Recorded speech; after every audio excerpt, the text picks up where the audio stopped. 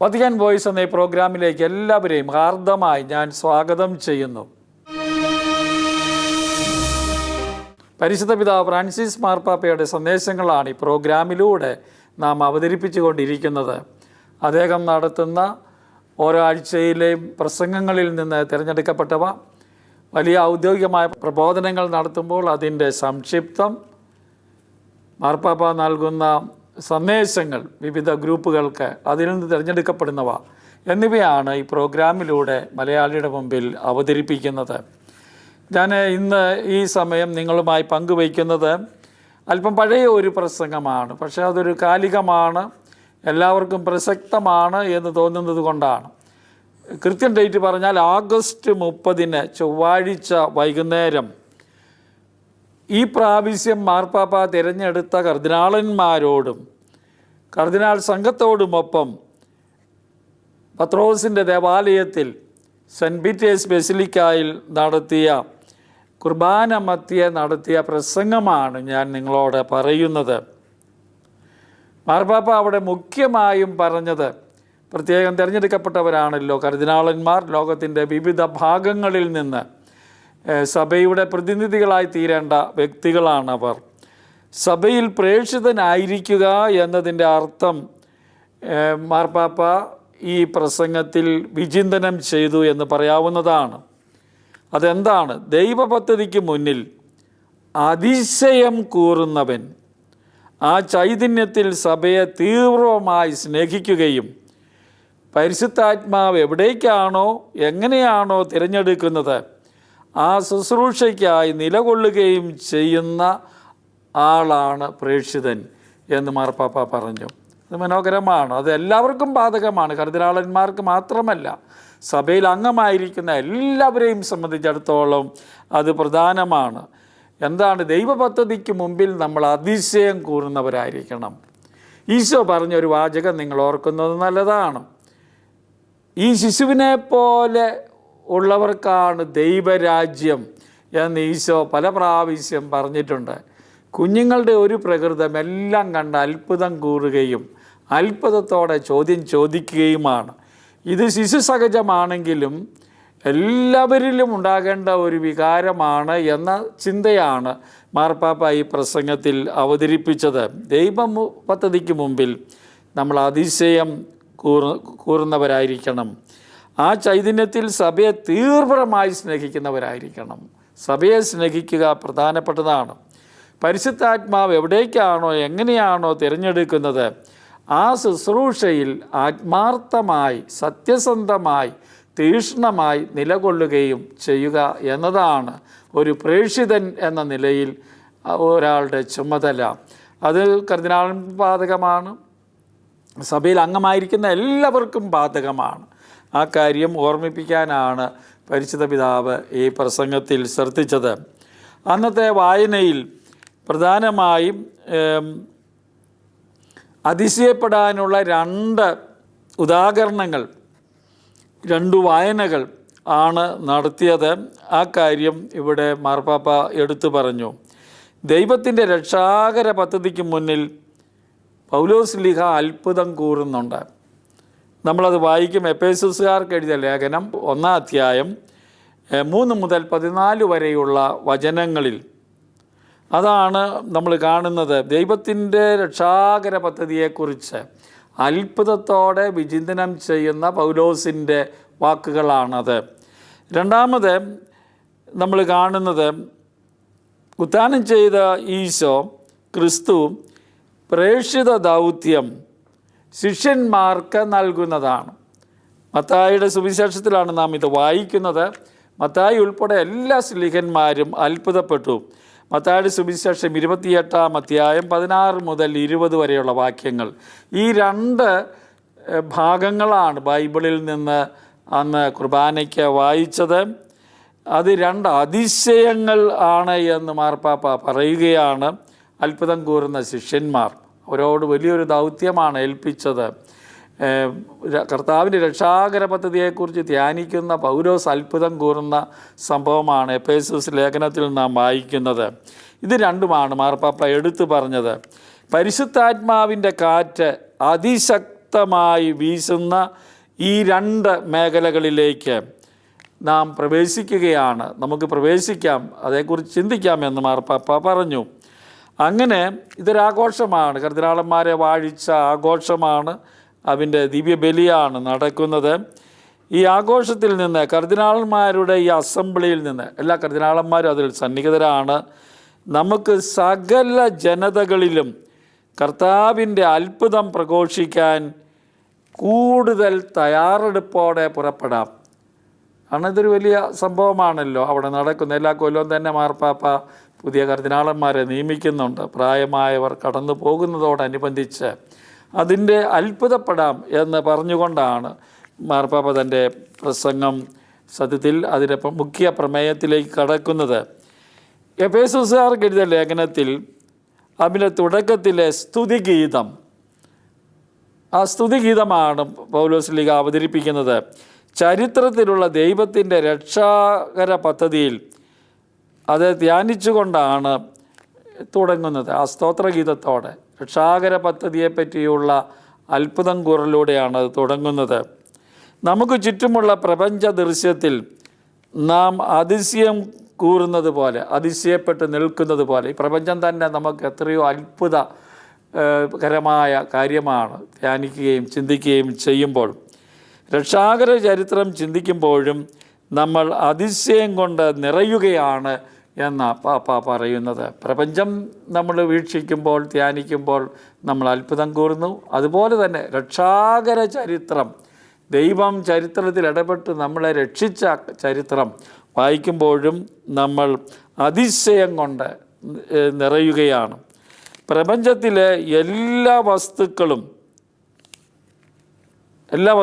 ഗുരുത്വാകർഷണത്തിൻ്റെ അദൃശ്യ ശക്തിയാൽ ചലിക്കുകയോ നിശ്ചലമായി നിൽക്കുകയും ചെയ്യുന്നു എന്ന് നമുക്കറിയാം. ഗുരുത്വാകർഷണത്തിലാണ് ഈ പ്രപഞ്ചത്തിലെ എല്ലാ വസ്തുക്കളും നിൽക്കുന്നത്. അത് ചലിക്കുന്നു അല്ലെങ്കിൽ നിശ്ചലമായി നിൽക്കുന്നു. അതുപോലെ ആ വസ്തുക്കളെ എല്ലാ കാലങ്ങളിലും അതിൻ്റെ ആദി, സ്ഥിതി, അന്ത്യം, ലക്ഷ്യം എന്നിവ ക്രിസ്തുവിൽ സ്ഥാപിതമായിരിക്കണമെന്ന ദൈവിക പദ്ധതി പ്രകാരവുമാണ് അതങ്ങനെ ആയിരിക്കുന്നത് എന്നാണ് മാർപ്പാപ്പ പറഞ്ഞത്. എല്ലാം പ്രപഞ്ചം നിലകൊള്ളുന്നു ഗുരുത്വാകർഷണത്തിൽ. അതിൻ്റെ കേന്ദ്രബിന്ദുവായ ക്രിസ്തുവാണ്. എല്ലാം ക്രിസ്തുവിന് വേണ്ടി ക്രിസ്തുവിൽ സൃഷ്ടിക്കപ്പെട്ടിരിക്കുന്നു എന്ന വാക്കുകളാണ് നാം ഈ ലേഖനത്തിൽ കാണുന്നത്. അതുകൊണ്ടാണ് എല്ലാം ക്രിസ്തുവിൽ സ്ഥാപിതമായിരിക്കുന്നത്. അത് രക്ഷാകര പദ്ധതിയാണ്. അതിൻ്റെ ആദ്യവും അന്ത്യവും അതിൻ്റെ സ്ഥിതിയും നിലനിൽപ്പും ലക്ഷ്യവും എല്ലാം അതിലേക്കാണ് വിരൽ ചൂണ്ടുന്നത്. പൗലോസിൻ്റെ സ്തുതിഗീതത്തിലുള്ള ആ വിവരണം ക്രിസ്തുവിൽ അഥവാ അവനിൽ എന്നാണ് പറഞ്ഞിരിക്കുന്നത്. രക്ഷാകര ചരിത്രത്തിൻ്റെ ഓരോ ഘട്ടത്തെയും താങ്ങി നിർത്തുന്ന അടിസ്ഥാനമാണ്. അപ്പോൾ അത് താങ്ങി നിർത്തുന്ന വിവരണമാണ്. ലോകം സൃഷ്ടിക്കപ്പെടും മുമ്പേ നമ്മൾ ക്രിസ്തുവിൽ അനുഗ്രഹീതരാണ്.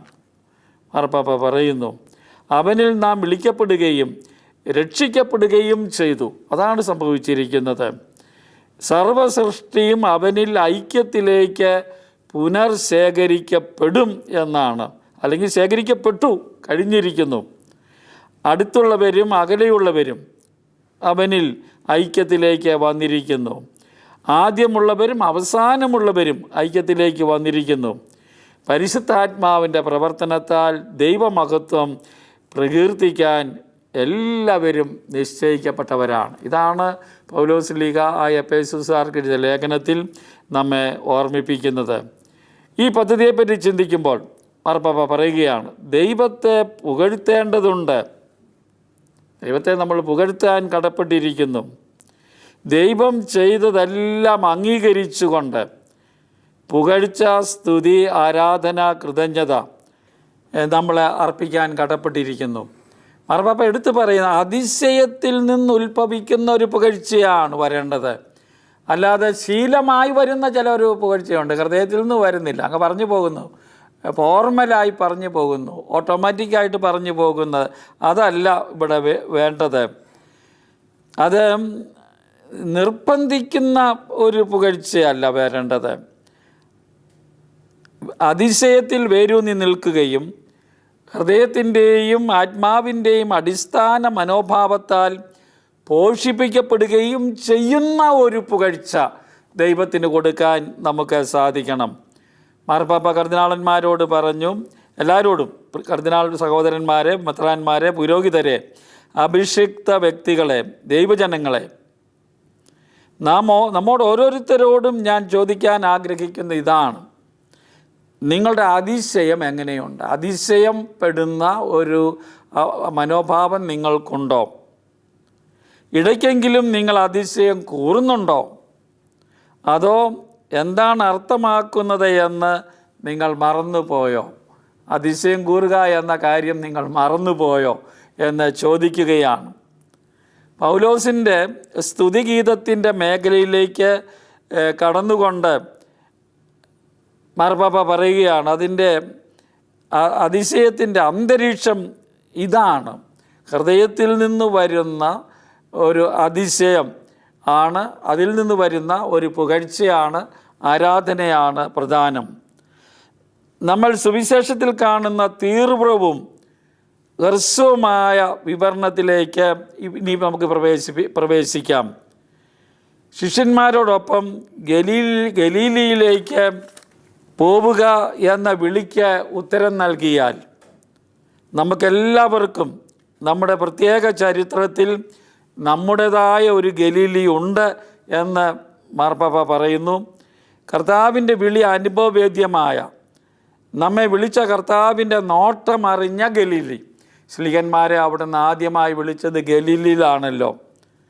ആ ഗലീലിയിലേക്ക് തിരിച്ചു പോകാനാണ് ഉത്ഥാനത്തിന് ശേഷം ഈശോ ആവശ്യപ്പെടുന്നത് ശിഷ്യന്മാരോട്. നാം അവിടുന്ന് ചൂണ്ടിക്കാട്ടിയ ഗലീലി കുന്നിലേക്ക് പോയാൽ ഒരു പുതിയ അതിശയം നമുക്ക് അനുഭവവേദ്യമാകും എന്ന് മാർപ്പാപ്പ പറയുകയാണ്. ഉത്ഥാനത്തിന് ശേഷം ശ്ലീഹന്മാരോട് അവിടുന്ന് അരുൾ ചെയ്തു, നിങ്ങൾ ഗലീലിയിലേക്ക് പോവുക, എനിക്ക് മുമ്പേ ഞാൻ അതിന് മുമ്പേ അവിടെ ഉണ്ടായിരിക്കും എന്ന് പറയുന്ന കാര്യമാണ്. അവിടെ ചെന്നാൽ നമ്മളെ അതിശയപ്പെടുത്തുന്ന കാര്യങ്ങൾ നടക്കുമെന്നാണ് മാർപ്പാപ്പ പറഞ്ഞത്. അവർക്ക് സംഭവിച്ചതുപോലെ ശ്ലീഹന്മാർക്ക്. ഈ സമയത്ത് രക്ഷാകര പദ്ധതിയിൽ മാത്രമല്ല നമ്മൾ അത്ഭുതപ്പെടുന്നത്. രക്ഷാകര പദ്ധതി പൗലോസ് ശ്ലീഹ പറഞ്ഞല്ലോ, പിന്നെ എന്താണ് അതിലുപരി തൻ്റെ പദ്ധതിയിൽ പങ്കുകാരനാകാൻ ദൈവം വിളിക്കുന്നു എന്ന വസ്തുതയിലാണ് ഇപ്പോൾ അതിശയം കൂറുന്നത്. മാർപ്പാപ്പ കർദിനാളന്മാരെ മുന്നിൽ വെച്ചുകൊണ്ടാണ് സംസാരിക്കുന്നത്. അവരോട് ആദിമ സ്നേഹത്തിലേക്ക് പോകാൻ, ആദിമ വിളിയിലേക്ക് പോകാൻ അവിടുന്ന് പറയുന്നുണ്ട്. പക്ഷേ അത് ചരിത്രം മാത്രം നോക്കിയല്ല, നമ്മൾ തന്നെ വിളിക്കപ്പെട്ടിരിക്കുന്നു എന്ന ആ വലിയ കാര്യത്തിലാണ് അതിശയം കൂറാൻ അവർക്ക് സാധിക്കുന്നത്. ഇവിടെ നമ്മൾ ഉത്തിതനായ ക്രിസ്തുവിനോടൊപ്പമുള്ള അപ്പസ്തോലന്മാരുടെ പ്രേക്ഷിത ദൗത്യം കാണുന്നു. അവരോടാണ് കർത്താവ് ഉത്ഥാനത്തിന് ശേഷം ശിഷ്യന്മാർക്കാണ് ആ പ്രേക്ഷിത ദൗത്യം നൽകുന്നത്. 11 ശിഷ്യന്മാർ കർത്താവിൻ്റെ വാക്കുകൾ കേട്ടപ്പോൾ അവർക്കുണ്ടായിരുന്ന വികാരം തീർച്ചയായും നമുക്ക് ചിന്തിക്കാനാകില്ല. മാർപ്പാപ്പ പറഞ്ഞു, എന്താണ് പറഞ്ഞത്? പോയി എല്ലാ ജനതകളെയും ശിഷ്യപ്പെടുത്തുക, പിതാവിൻ്റെയും പുത്രൻ്റെയും പരിശുദ്ധാത്മാവിൻ്റെയും നാമത്തിൽ അവർക്ക് ജ്ഞാനസ്നാനം നൽകുവിൻ. ഞാൻ നിങ്ങളോട് കൽപ്പിച്ചവയെല്ലാം അനുസരിക്കാൻ അവരെ പഠിപ്പിക്കുവിൻ. 28-ാം അധ്യായത്തിൽ 19ഉം 20ഉം വാചകങ്ങളാണ്. ഇതാണ് അവർക്ക് കൊടുത്ത കൽപ്പന. നിങ്ങൾ ലോകമെങ്ങും പോയി എല്ലാ ജനതകളെയും ശിക്ഷപ്പെടുത്തണം, പിതാവിൻ്റെയും പുത്രൻ്റെയും പരിശുദ്ധാത്മാവിൻ്റെയും നാമത്തിൽ അവർക്ക് ജ്ഞാനസ്നാനം നൽകണം. ഞാൻ നിങ്ങളോട് കൽപ്പിച്ചതെല്ലാം അനുസരിക്കാൻ അവരെ ഒരു ദൗത്യമാണ് ഏൽപ്പിക്കുന്നത്. തുടർന്ന് അവിടുന്ന് നമ്മെ പ്രചോദിപ്പിക്കുകയും ആശ്വസിപ്പിക്കുകയും ചെയ്യുന്ന പ്രത്യാശയെന്ന അന്തിമ വാഗ്ദാനം അവർക്ക് നൽകുകയാണ്. മാർപ്പാപ്പ എപ്പോഴും ആവർത്തിച്ച് പറയുന്നതാണ് ഈ പ്രത്യാശയെക്കുറിച്ച്. എന്താണ് പറഞ്ഞത്? യുഗാന്തം വരെ എന്നും ഞാൻ നിങ്ങളോടുകൂടെ ഉണ്ടായിരിക്കും. 20-ാം വാക്യമാണ്, 28-ാം അധ്യായം 20-ാം വാക്യമാണ്. വലിയ ആശ്വാസത്തിൻ്റെയും പ്രത്യാശയുടെയും വാക്കുകളാണ് ഈശോ അവരോട് പറയുന്നത്. ഉത്തിതനായ കർത്താവ് പറഞ്ഞ ഈ വാക്കുകൾക്ക് 2000 വർഷങ്ങൾക്ക് ഇപ്പുറവും നമ്മുടെ ഹൃദയങ്ങളെ ത്രസിപ്പിക്കാൻ വേണ്ട ശക്തിയുണ്ട് എന്ന് പരിശുദ്ധ പിതാവ് നമ്മളെ ഓർമ്മിപ്പിക്കുകയാണ്. ഛിന്ന ഭിന്നമായ ശിഷ്യന്മാരുടെ സംഘത്തിൽ അവിടെ തുടങ്ങിയതാണ്. അവരിൽ ചിലർ സുവിശേഷകൻ നമ്മോട് പറയുന്നത് പോലെ അപ്പോഴും സംശയിച്ചിരുന്നു, ഇല്ലേ? അവരെ കർത്താവിൻ്റെ ഉത്ഥാനത്തിൽ 17-ാം വാക്യം അത് തന്നെയാണ്. ഈ അധ്യായത്തിൽ അവർ സംശയിച്ചിരുന്നു. അവരോടാണ് കർത്താവ് ഈ വാക്കുകൾ പറയുന്നത് എന്നത് നമ്മൾ ഓർക്കണം. അപ്പോൾ അതാണ് പ്രധാനം. ഉദ്ധിതനായ കർത്താവ് പറഞ്ഞ ഈ വാക്കുകൾക്ക് 2000 വർഷങ്ങൾക്കിപ്പുറവും നമ്മുടെ ഹൃദയങ്ങളെ ത്രസിപ്പിക്കാനുള്ള ശക്തിയുണ്ട് എന്ന് നാം മനസ്സിലാക്കണം. മുഴുവൻ ലോകത്തെയും സുവിശേഷം അറിയിക്കാനുള്ള ആഴമളക്കാൻ കഴിയാത്ത ദൈവിക തീരുമാനത്തിൽ നാം തുടർന്നും അതിശയിച്ചു കൊണ്ടേയിരിക്കുന്നു. കാരണം ലോകം മുഴുവനും അറിയിക്കാനാണ് പറഞ്ഞത്. അതിൻ്റെ ആഴമളക്കാൻ നമുക്ക് സാധിക്കുകയില്ല. ദൈവത്തിൻ്റെ തീരുമാനമാണിത്. അതിൽ നമ്മൾ അതിശയിച്ചു കൊണ്ടിരിക്കുകയാണ്. എങ്കിലും ഇന്ന് ഇവിടെ കൂടിയിരിക്കുന്ന നാം അതേക്കുറിച്ച് ചിന്തിച്ചാൽ, കർദിനാളന്മാരോടും മറ്റ് അവിടെ സന്നിഹിതരായിരിക്കുന്ന എല്ലാവരോടുമാണ് മാർപ്പാപ്പ പറയുന്നത്, സ്വയം നമ്മിലേക്ക് നോക്കിയാൽ നമുക്കൊട്ടും അതിശയം കൂറാതിരിക്കാനാവില്ല. നമ്മളോട് തന്നെ ഇത് നോക്കുമ്പോൾ അതിശയത്തോടെ നമുക്ക് കാണാൻ സാധിക്കും. എന്തെന്നാൽ കർത്താവ് അതേ വാക്കുകൾ നമ്മോടും ഇന്ന് ഈ കുർബാനയിൽ സംസാരിച്ചിരിക്കുന്നു. അതേ കൽപ്പന നമുക്കും തന്നിരിക്കുന്നു. കർദിനാളന്മാർക്ക് ഒരു കൂട്ടായ്മയായി, ഒരു കോളേജായി നമുക്ക് ഓരോരുത്തർക്കും ആ കൽപ്പന നൽകപ്പെട്ടിരിക്കുന്നു എന്ന് പരിശുദ്ധ പിതാവ് പറഞ്ഞു. സഹോദരി സഹോദരന്മാരെ മാർപ്പാപ്പ അഭിസംബോധന ചെയ്തു. ഇത്തരം അത്ഭുതമാണ് രക്ഷയിലേക്കുള്ള വഴി. ഈ അത്ഭുതമാണ്, ഈ അത്ഭുതം കൂറലാണ്. ദൈവം ഇത് നമ്മളിൽ സദാ സജീവമാക്കി വയ്ക്കട്ടെ എന്നാണ് മാർപ്പാപ്പയുടെ ആശംസ. നമുക്ക് കാര്യങ്ങൾ നടത്താനാകും, നമ്മൾ പ്രഗത്ഭരാണ്, നമ്മൾ ഏറ്റവും ശ്രേഷ്ഠരാണല്ലോ എന്ന പ്രലോഭനത്തിൽ നിന്നും ഇത് നമ്മെ സ്വതന്ത്രരാക്കുന്നു എന്ന് മാർപ്പാപ്പ പറയുകയാണ്. കർദിനാളന്മാർ, അത്യുന്നത കർദിനാളന്മാരും ശ്രേഷ്ഠന്മാരും എന്നൊക്കെ പറയുമ്പോൾ ഇന്ന് ചില കാര്യങ്ങൾ വ്യത്യസ്തമാണ്, ഉത്ഭവം പോലെയല്ല എന്ന തെറ്റായ സുരക്ഷിതത്വത്തിൽ നിന്ന് നമ്മളെ രക്ഷിക്കും. ഇന്ന് സഭ വലുതാണ്, ഉറച്ചതാണ്, അതിൻ്റെ ശ്രേണിയിൽ നാം ശ്രേഷ്ഠരായ സ്ഥാനം വഹിക്കുന്നുണ്ട്. തീർച്ചയായും അവർ നമ്മെ അതിശ്രേഷ്ഠരെന്നാണല്ലോ അഭിസംബോധന ചെയ്യുന്നത്. മാർപ്പാപ്പ പറയുകയാണ്, കർദിനാളന്മാർ, ഇതിൽ അല്പം സത്യമുണ്ട്. പിതാവ് എപ്പോഴും ക്രിസ്തുവിൻ്റെ അനുയായികളെയാണ് ആദ്യം ലൗകികരാക്കാൻ നോക്കുക. നമുക്കറിയാം, പിശാച്, വഞ്ചനയുടെ പിതാവ് പിശാച്, അവനാണുള്ള പിശാച് എപ്പോഴും ക്രിസ്തുവിൻ്റെ അനുയായികളെയാണ് ആദ്യം ലൗകികരാക്കാൻ നോക്കുക. അതിൻ്റെ ആ സ്ഥാനത്തിൻ്റെ പേരിൽ ലൗകികമായ പ്രതാപത്തിലേക്കും പ്രൗഢിയിലേക്കും പോകാൻ സാധ്യതയുള്ളത് എന്നത് ഓർക്കണം. പിന്നെ നിരുപദ്രവകാരികളാക്കാനും അങ്ങനെ നമ്മളെ ഒരു കഴിവ് കെട്ടവരാക്കി തീർക്കുകയും ചെയ്യും. ഇത് ലൗകിക പ്രലോഭനത്തിലേക്ക് നിങ്ങളെ നയിക്കാം. ഈ സ്ഥാനം, കർദിനാൾ സ്ഥാനം, പടിപടിയായി നിങ്ങളുടെ ശക്തി എടുത്തു കളയാം, നിങ്ങളുടെ പ്രത്യാശ കവർന്നെടുക്കാം. അത് നിങ്ങളെ പേര് ചൊല്ലി വിളിക്കുകയും നിങ്ങളെ പുറത്തേക്ക് വിടുകയും ചെയ്യുന്ന ഈശോയുടെ നോട്ടത്തിൽ നിന്നും നിങ്ങളെ തടയാം. ആത്മീയ ലൗകികതയുടെ വിത്തുകൾ അങ്ങനെയൊക്കെയാണ് നിങ്ങളിൽ പൊട്ടിവിടരുന്നത് എന്ന് മാർപ്പാപ്പ അവർക്കൊരു വാണിംഗ്, ഒരു മുന്നറിയിപ്പും കൂടെ ഈ പ്രസംഗത്തിൽ കൊടുക്കാനിടയായി. പിശാചിൻ്റെ പണി അവിടെ നിങ്ങൾ അധികാരികളായി തീരുമ്പോൾ ഉണ്ടാകും. അതുകൊണ്ട് ജാഗ്രത പുലർത്തണമെന്നാണ് കർദിനാളന്മാരോട് പറയുന്നത്. ഇന്ന് യഥാർത്ഥമായും ദൈവവചനം നമ്മിൽ സഭയായിരിക്കുന്നതിൻ്റെ അത്ഭുതം ഉണർത്തുന്നുണ്ട്. ഇന്ന് ദൈവവചനം നമ്മിൽ ഉണർത്തുകയാണ് സഭയിലായിരിക്കുന്നതിൻ്റെ. നിങ്ങൾ സഭയിലാണ്, സഭയിലൊരു പ്രത്യേക സ്ഥാനത്തേക്ക് ഉയർത്തപ്പെട്ടവരാണ്, സഭയായിരിക്കുകയാണ്. നമുക്ക് നമ്മുടെ ആദ്യത്തെ ജ്ഞാനസ്നാന അതിശയത്തിലേക്ക് കടന്നു പോകാമെന്നാണ് മാർപ്പാപ്പ പറഞ്ഞ് വയ്ക്കുന്നത്. ജ്ഞാനസ്നാനത്തിലൂടെ ദൈവമക്കളായി തീരുന്നതാണ് ഏറ്റവും വലിയ അത്ഭുതം. സഭയിൽ അംഗമായി തീരുന്നതാണ് വലിയ അത്ഭുതം. അതിലേക്ക് തിരിച്ചു പോകാമെന്ന് മാർപ്പാപ്പ പറയുകയാണ്. അതാണ് നമ്മളെ ആകർഷകരാക്കി തീർക്കുന്നത്. ക്രിസ്ത്യാനികളായി ആദ്യം തങ്ങളോട് തന്നെയും തുടർന്ന് മറ്റുള്ളവരോടും കർത്താവിൽ അനുഗ്രഹീതരെന്ന ക്രിസ്തുവിനോടൊപ്പം ലോകത്തിലേക്ക് പോവുക എന്ന നമ്മുടെ ഇരട്ട രഹസ്യം അവിടെയാണ് നമുക്ക് നൽകപ്പെട്ടിരിക്കുന്നത്. വർഷങ്ങൾ കടന്നു പോകുന്നതിനനുസരിച്ച് ഈ അതിശയം കുറയാൻ പാടില്ല. കുറഞ്ഞിട്ടുണ്ടോ എന്ന് നോക്കണം. നമ്മൾ അതിശയത്തോടെ നിരന്തരം ജീവിക്കേണ്ടവരാണ്. സഭയിൽ നമുക്കുണ്ടാകുന്ന വർദ്ധിത ഉത്തരവാദിത്വം അനുസരിച്ച് അത് ക്ഷീണിതമായി പോകാനും പാടില്ല. ദൈവത്തിന് നന്ദി, അങ്ങനെ പോകുന്നില്ല എന്ന് മാർപ്പാപ്പ പറയുകയാണ്. ആകപ്പാടെ നോക്കുമ്പോൾ ഈ ഒരു അതിശയം സഭയിൽ നിലനിൽക്കുന്നു. അത് ശക്തവും ആഴമേറിയതുമായി വളരണം.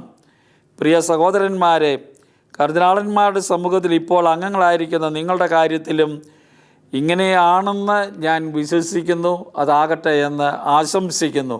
അതാണ് മാർപ്പാപ്പ ഇവിടെ നൽകിയ ആഹ്വാനവും ആശംസയും. ഈ കൃതജ്ഞതാബോധം നമ്മളെല്ലാവരും, ജ്ഞാനസ്നാനം സ്വീകരിച്ച എല്ലാവരും പങ്കുവയ്ക്കുന്നു എന്നതിൽ നാം ആനന്ദിക്കണമെന്നും മാർപ്പാപ്പ പറഞ്ഞു. കർദിനാളന്മാർക്ക് മാത്രം പ്രത്യേകമായിട്ടുള്ള എല്ലാവർക്കും നൽകപ്പെടുന്നതാണ്. സഭയോടുള്ള ഈ സ്നേഹം നമ്മളിലേക്ക് പകർന്നു തന്ന വിശുദ്ധ പോൾ ആറാമനോട് നമ്മൾ അങ്ങേയറ്റം കൃതജ്ഞതയുള്ളവരാണ് ആയിരിക്കണമെന്നും മാർപ്പാപ്പ പറഞ്ഞു. പോൾ ആറാമൻ നമുക്കറിയാം, അദ്ദേഹത്തിൻ്റെ പ്രത്യേകമായ ഒരു ചാക്രിയ ലേഖനത്തെക്കുറിച്ചാണ് മാർപ്പാപ്പ പറഞ്ഞു വരുന്നത്. പ്രഥമവും പ്രധാനവുമായ അത് സ്നേഹമാണ്. അതാണ് ആറാം പൗലോസ് മാർപ്പാപ്പ പറഞ്ഞത്. വിശുദ്ധനാണ് അദ്ദേഹം ഇപ്പോൾ.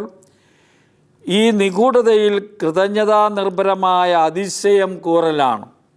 സഭയിൽ നമ്മളായിരിക്കുന്നതിൽ അത്ഭുതം കൂറാൻ ആവശ്യപ്പെട്ടു.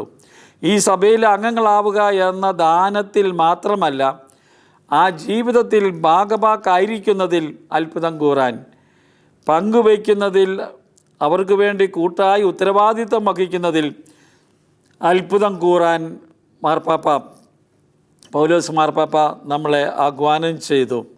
കൗൺസിൽ കാലത്ത്, രണ്ടാം വത്തിക്കാൻ കൗൺസിലിൻ്റെ സമയത്താണ് അദ്ദേഹം എഴുതിയ പദ്ധതിയെക്കുറിച്ചുള്ള ചാക്രിയ ലേഖനമായ എക്ലേസിയാം സുവാം, അതിൻ്റെ തുടക്കത്തിലാണ് ഈ കാര്യങ്ങൾ മാർപ്പാപ്പ പറഞ്ഞത്. അദ്ദേഹം പറഞ്ഞ ആദ്യ ചിന്ത, സഭയ്ക്ക് അവളുടെ തിരിച്ചറിയലിനെക്കുറിച്ച് ആഴമേറിയ അവബോധം വളർത്തിയെടുക്കേണ്ടതുണ്ട്. ആറാം പൗലോസ് മാർപ്പാപ്പ എന്ന് എഴുതിയതാണ്. സഭയ്ക്ക് അവളുടെ തിരിച്ചറിയലിനെക്കുറിച്ച് ആഴമേറിയ അവബോധം വളർത്തിയെടുക്കേണ്ടതുണ്ട്. അവളുടെ ഉത്ഭവം, പ്രേക്ഷിത ദൗത്യം എന്നിവയെക്കുറിച്ച് ഒരവബോധമുണ്ടാക്കണം. ആ അവബോധത്തെ പറ്റിയാണ് ഫ്രാൻസിസ് മാർപ്പാപ്പ ഇപ്പോൾ കർദിനാളന്മാരെയും ആ കർമ്മങ്ങളിൽ പങ്കെടുത്ത എല്ലാവരെയും, നമ്മളെ ലോകം മുഴുവനെയും ഓർമ്മിപ്പിക്കുന്നത്. ഇത്തരുണത്തിൽ എഫേസസുകാർക്കുള്ള കത്ത് സ്പഷ്ടമായി ആറാം പൗലോസ് മാർപ്പാപ്പ ഉദ്ധരിക്കുകയുണ്ടായി. ദൈവത്തിൽ യുഗങ്ങളോളം നിഗൂഢമായി സ്ഥിതി ചെയ്തിരുന്ന ദൈവത്തിൻ്റെ പ്രവർത്തനം സഭയിലൂടെ എല്ലാവർക്കും വ്യക്തമാക്കി കൊടുക്കാനുള്ള ഒരു വരമാണ് നൽകപ്പെട്ടിരിക്കുന്നത്. എഫേസസുകാർക്ക് എഴുതിയ ലേഖനം 3:9 മുതൽ 10 വരെയുള്ള വാക്യങ്ങൾ. പ്രിയ സഹോദരീ സഹോദരന്മാരെ, സഭയിലെ പ്രേക്ഷിതനായിരിക്കുക എന്നതിൻ്റെ അർത്ഥം എന്താണ്? ഒരിക്കൽ കൂടി ഞാൻ ആവർത്തിക്കുന്നു എന്ന് മാർപ്പാപ്പ പറഞ്ഞു. ദൈവപദ്ധതിക്ക് മുന്നിൽ അതിശയം കൂറുക എന്നതാണ്. ആ ചൈതന്യത്തിൽ സഭയെ തീവ്രമായി സ്നേഹിക്കുക എന്നതാണ്. പരിശുദ്ധാത്മാവ് എവിടേക്കാണോ എങ്ങനെയാണോ തിരഞ്ഞെടുക്കുന്നത് ആ ശുശ്രൂഷയ്ക്കായി നിലകൊള്ളുകയും ചെയ്യുക എന്നാണ് അതിൻ്റെ അർത്ഥം. പൗലോസ് അപ്പസ്തോലൻ്റെ കാര്യവും ഇങ്ങനെയായിരുന്നുവെന്ന് നാം അദ്ദേഹത്തിൻ്റെ കത്തുകളിൽ നിന്ന് കാണുന്നുണ്ട് എന്ന് മാർപ്പാപ്പ പറഞ്ഞു. തൻ്റെ അപ്പസ്തോലിക ഉത്സാഹവും സമൂഹത്തിന് വേണ്ടിയുള്ള ഉത്കണ്ഠയും എപ്പോഴും അത്ഭുതവും കൃതജ്ഞതയും നിറഞ്ഞ അനുഗ്രഹ വാക്കുകൾ ഒന്നുകിൽ ചേർത്തുകൊണ്ട് അല്ലെങ്കിൽ മുന്നിൽ വെച്ചുകൊണ്ടാണ് പൗലോസ് തൻ്റെ ലേഖനങ്ങളെല്ലാം എഴുതുന്നത്. ദൈവം സ്തുതിക്കപ്പെട്ടവനാകട്ടെ. പൗലോസ് ലീഗ പറഞ്ഞു, അത്ഭുതങ്ങളാൽ നിറഞ്ഞവയാണ് ഈ വാക്കുകൾ. ഇതാണ് ഒരുപക്ഷെ സഭയുടെ നമ്മുടെ ആത്മീയ ജീവിതം അളക്കുന്ന താപമാപിനി തെർമോമീറ്റർ. പ്രിയ സഹോദരി സഹോദരന്മാരെ, ഞാൻ ഈ ചോദ്യം നമ്മളെല്ലാവരോടുമായി ഒരിക്കൽ കൂടി ആവർത്തിക്കുകയാണ്. അതിശയം കൂറാനുള്ള നമ്മുടെ ശേഷി എങ്ങനെയുണ്ട്? അപ്പം ഇതാണ് പറയുന്നത്. നമ്മുടെ ദൈവത്തെപ്പറ്റി പറയുന്ന ഒരു വാചകം ഞാൻ ഒരിക്കൽ കൂടി ഓർമ്മിപ്പിക്കുന്നു. ഞാൻ പല പ്രാവശ്യം പറഞ്ഞിട്ടുണ്ട്. അവർ God is one who surprises us. അവിടുത്തെ വാക്കാലും പ്രവൃത്തിയാലും. അപ്പോൾ നമുക്ക് അതിശയം കൂറാനുള്ള നമ്മുടെ ശേഷി എങ്ങനെയുണ്ട് എന്ന് അന്വേഷിക്കണം. കർദിനാളന്മാരും അന്വേഷിക്കണമെന്ന് അദ്ദേഹം പറഞ്ഞു. നാം ഇതിനോട് ശീലം വെച്ചവരായോ? ഒരു ശീലം പോലെ അങ്ങ് പോയാൽ പോരാ. അതോ അത് നഷ്ടപ്പെട്ടത് ശീലിച്ചവരായോ? അത് നഷ്ടപ്പെട്ടു പോയോ? ഒരിക്കൽ കൂടി അതിശയം കൂറാൻ നമുക്ക് ശേഷിയുണ്ടാകട്ടെ, നിങ്ങൾക്ക് ശേഷിയുണ്ടാകട്ടെ എന്ന് മാർപ്പാപ്പ പറഞ്ഞു. നമ്മുടെ കാര്യം ഇങ്ങനെയാകട്ടെ. നിങ്ങൾ ഓരോരുത്തരുടെയും കാര്യം. പ്രിയ സഹോദര കർദിനാൾമാരെ, വാഴ്ത്തപ്പെട്ട കന്യകാമറിയത്തിൻ്റെ മാധ്യസ്ഥ്യം നമുക്കെല്ലാവർക്കും ഉണ്ടാകട്ടെ. അവൾ അതിശയത്തോടെ എല്ലാം കാണുകയും ഹൃദയത്തിൽ സംവഹിക്കുകയും ചെയ്തവളാണ്. സഭാമാതാവ് ഈ വരം നമുക്കായി വീണ്ടും നേടിത്തരട്ടെ എന്ന് ഞാൻ പ്രാർത്ഥിക്കുന്നു. എല്ലാവർക്കും ഇതാണ് ഉണ്ടാകേണ്ടത്. അപ്പോൾ മനോഹരമായ ഒരു സന്ദേശം ആണ് മാർപ്പാപ്പ കർദിനാളന്മാർക്ക് അവരെ അവരോധിച്ചതിന് ശേഷം, അവർക്ക് ഈ സ്ഥാനം കൊടുത്തതിന് ശേഷം, ഭരമേൽപ്പിച്ചതിന് ശേഷം പറഞ്ഞത്. അതിശയം കൂറുക. അതിശയം കൂറുക എന്നത് പ്രേക്ഷിത ദൗത്യത്തിൻ്റെ ഭാഗമാണ്. ബൈബിളിലെ 2 ഭാഗങ്ങൾ എടുത്ത് 2 ടെസ്റ്റുകൾ എടുത്തുകൊണ്ടാണ് മാർപ്പാപ്പ ഈ വിചിന്തനം നടത്തി. പൗലോസ് ലീഗ എഫേസുകാർക്ക് എഴുതിയ ലേഖനത്തിൽ പറഞ്ഞതുപോലെ അത്ഭുതം കൂറ് രക്ഷാകര പദ്ധതി, ദൈവത്തിൻ്റെ പദ്ധതി നമ്മളെ അത്ഭുതപ്പെടുത്തുന്നതാണ്. അതുപോലെ തന്നെ ഏൽപ്പിച്ചിരിക്കുന്ന ദൗത്യം, എല്ലാവരോടും സുവിശേഷം പ്രസംഗിക്കാൻ, പഠിപ്പിക്കാൻ ഏൽപ്പിച്ചിരിക്കുന്ന ദൗത്യം നമ്മളിന്ന് നടത്തേണ്ടതാണ്. അത് ഗലീലിലേക്ക് തിരിച്ചു പോയി, ആദ്യ സ്ഥലത്തേക്ക്, വിളിക്കപ്പെട്ട സ്ഥലത്തേക്ക് തിരിച്ചു പോയി ഉൾക്കൊള്ളാനാണ് ആവശ്യപ്പെട്ടിരിക്കുന്നത്. നമുക്ക് ഈ 2 വാക്കുകളും ധ്യാനിക്കാം.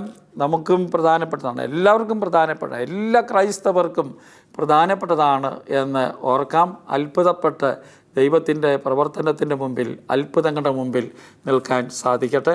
അടുത്ത എപ്പിസോഡിൽ മറ്റൊരു സന്ദേശവുമായി നമുക്ക് കാണാൻ ദൈവം ഇടയാക്കട്ടെ.